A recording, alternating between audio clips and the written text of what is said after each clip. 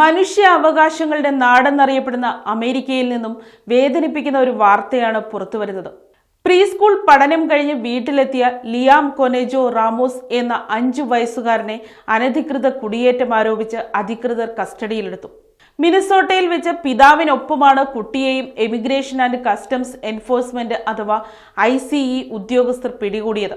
ചൊവ്വാഴ്ച ഉച്ചകഴിഞ്ഞ് വീട്ടിലെത്തിയ ലിയാമിനെ ഓടിക്കൊണ്ടിരിക്കുന്ന വാഹനത്തിൽ വെച്ചാണ് ഉദ്യോഗസ്ഥർ പിടികൂടിയതെന്ന് Columbia Heights Public School superintendent Zena Stenvik വെളിപ്പെടുത്തി. സമീപ ആഴ്ചകളിലായി മിനിയാപോളിസ് മേഖലയിൽ നിന്നും ഇത്തരത്തിൽ കസ്റ്റഡിയിലാകുന്ന 4ാമത്തെ വിദ്യാർത്ഥിയാണ് ലിയ.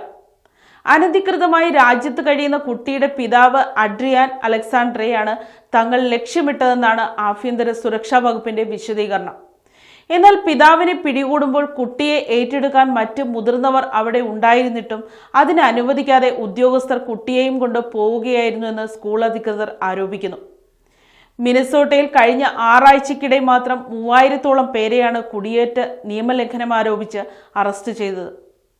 ICE ഉദ്യോഗസ്ഥർ സ്കൂൾ ബസ്സുകളെ പിന്തുടർന്നതായും സ്കൂൾ പരിസരങ്ങളിൽ കറങ്ങി നടക്കുന്നതായും പരാതിയുണ്ട്.